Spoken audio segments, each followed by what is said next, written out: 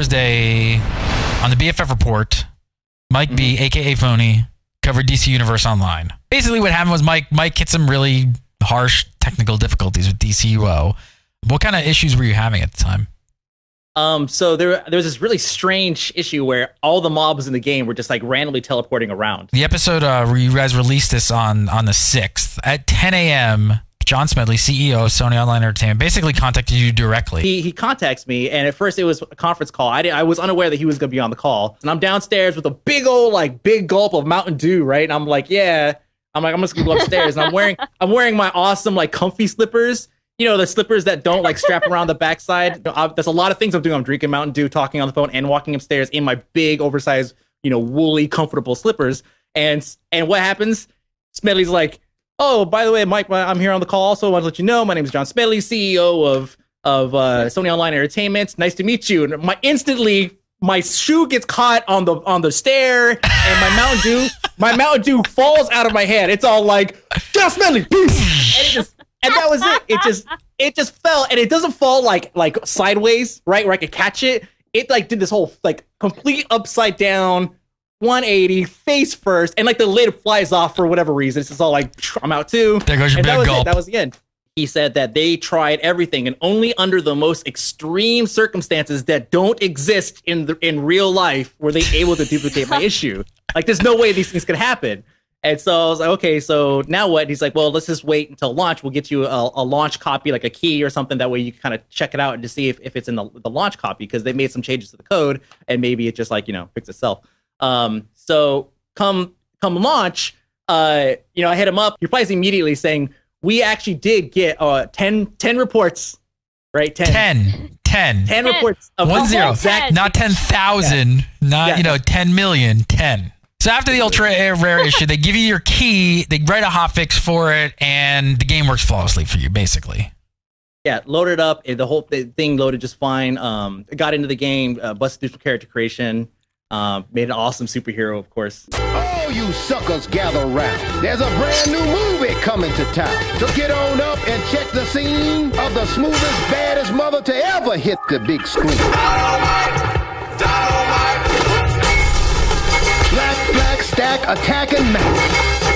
Backtrack, slapjack, boot black, flashback, ram sack, jam pack, and still coming back. You see where I'm coming from, you job. So I am in, and it works beautifully. I'm doing my first set of quests, which require me to turn innocent college kids into zombies on behalf of my mentor, Lex Luthor. And things are going great. I quickly learned, though, that I'm not as super as I'd expected. I got my stuff handed to me quite often, and not just by NPCs, but also by this jerky who's almost twice my level and ganking all of us crybabies who QQ about being ganked after voluntarily rolling on a PvP server as if it gives you some kind of E-cred. Once you get everything dialed in, DCUO plays and handles a lot like Arkham Asylum, and regardless of whether you're using a mouse or a controller, the game has a straight-up console feel to it. Now, this could be a good thing for those of you console gamers who don't own a PS3 and are dying to live out your latex fantasies in a virtual space. But it also works against it, as the UI can feel a little bulbous and clunky. And we won't even go into how badly the chat system needs work. All everybody does is shout all day. And the baffling thing about the whole console look and feel is that you don't get to actually play on the same servers as the PS3 gamers. One small thing that would make a world of difference is a scalable UI. I'm not talking about this nonsense here for people on crappy TVs. I need something that will get this ridiculously obese chat window full of people making absurd comparisons of this superhero action game to World of Warcraft out of my face. And maybe make the action bar a little bit smaller. I guess what I'm trying to say is I need more action and less interface. How's that? The missions are about what you would expect from a typical MMO, except at least SOE took the effort to glaze over some of them with a bit of theatrical purpose. Take for example this story mission where a parasite needs to feed in order to take on Power Girl, and you are tasked with feeding him college kids. Hungry. When in reality, all you're really doing is killing X amount of Y, but at least there is this interactive story arc that's in your face pushing you to continue. Now, knowing that I was about to fight Power Girl, Superman's cousin, I felt rather ill-prepared.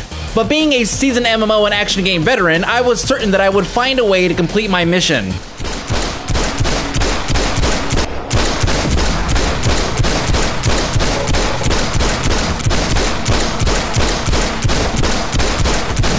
Once all the chaos and destruction concedes, they hit you with a pretty slick cutscene. Power. If you got it, flaunt it. 'Cause sometimes it just feels good to hit something. Now that Power Girl is out of the picture, it's time to set our sights on one of Brainiac's henchwomen, Queen Bee. You do a series of missions where you're tasked with disabling her defenses and gathering intel outside of her hideout, and then you work your way inside the base where you slowly make your way through various rooms leading up to the Queen herself. The hive mind has been breached. Overriding directive. Bring the exobytes to Brainiac. Bring the exobytes Bring the exobytes to Brainiac! Guards! Protect your queen with your lives! Now this fight actually had depth, and it took me a little over 5 minutes to complete. But there's reason for that, and let me explain it step by step here. The first thing I did was use one of my chargeable powers that consists of an AoE fire effect, and this did pretty good at getting her down to about 60%, where she switched to a don't stand on the thing that hurts you phase. In between these, she mixes it up with a ranged attack and then punches to the face. And at this point, I'm getting her pretty low. And then I get cocky. Now remember, this fight took just over 5 minutes, and I just recapped the first 45 seconds. This is pretty much me the rest of the fight.